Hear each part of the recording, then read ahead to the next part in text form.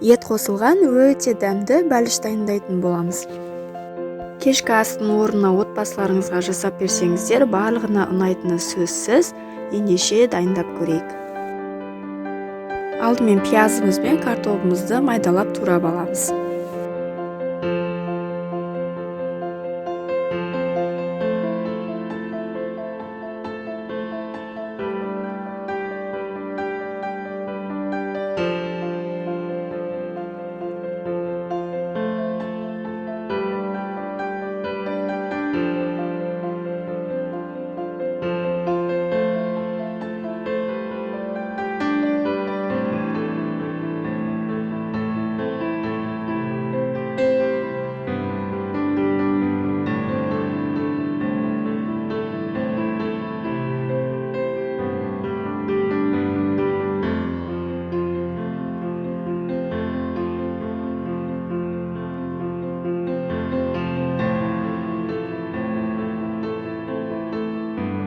Енді үстіне тартылған етімізді салып, дәміне қарай тұзы мен бұрышын саламыз.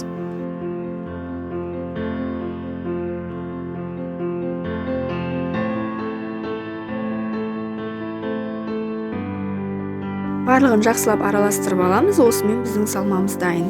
Енді қамырын жасауға кірісеміз.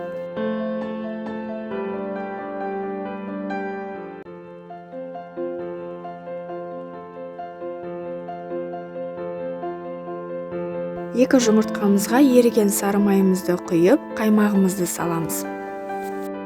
Бұл жерде сары май немесе маргарин пайдалансаңыздар болады. Менде сливочная берека деген маргаринді пайдаландым.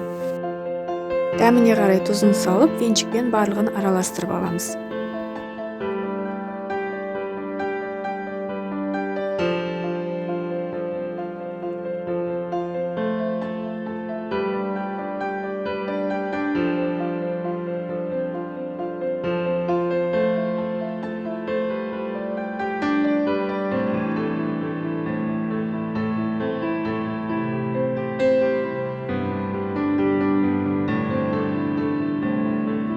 Бөлек ыдысымызға ұн мен қамыр қопсықышты араластырып аламыз.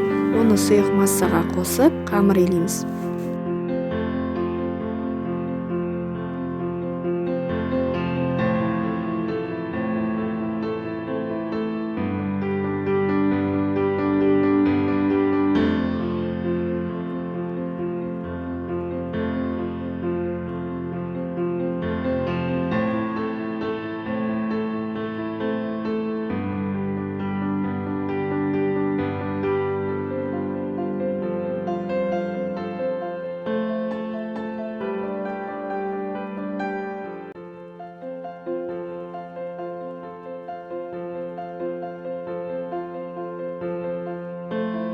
Бізде осындай жұмсақ жұмыс жасауға өте ыңғайлы қамыр болады.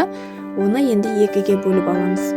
Біреуін үлкенірек етіп кесеміз, екінші бөлігі кішірек болады. Оны біз пирогымыздың бетіне жабамыз.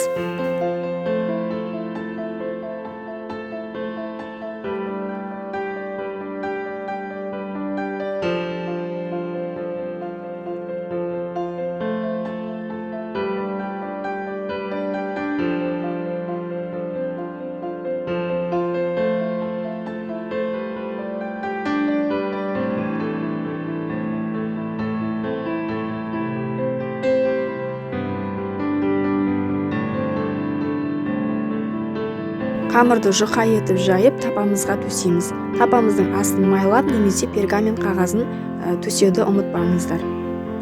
Қамырдың үстіне салмамызды біркелкі етіп жайып шығамыз. Достар, егер менің видеом сіздерге пайдалы болып жатса, каналыма тіркеліп, подписка батырмасын басып кетуді ұмытпаңыздар.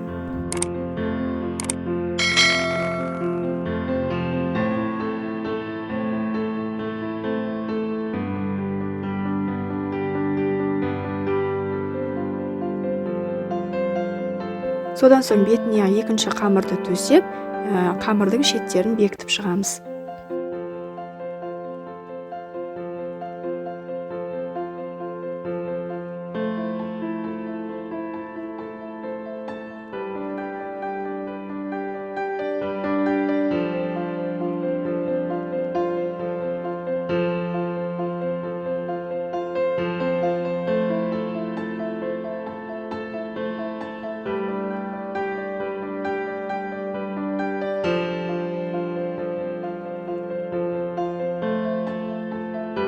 Пирогтың іші жақсы пісіп шығу үшін ортасынан осылай кесіп ауа кіргіземіз және беттерін шанышқымен тесіп шығамыз.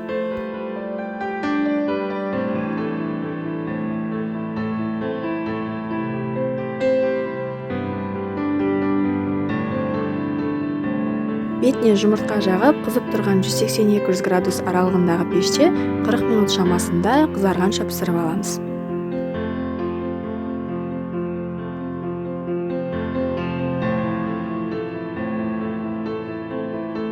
Осымен біздің ет қосылған пирогымыз дайын болды. Тура осы рецепт бойынша жасап көріңіздер, қамыры өте жұп-жұмсақ болып шығады. Видео пайдалы болды деген үміттемін. Сіздермен бірге болған Әсел Аспосын.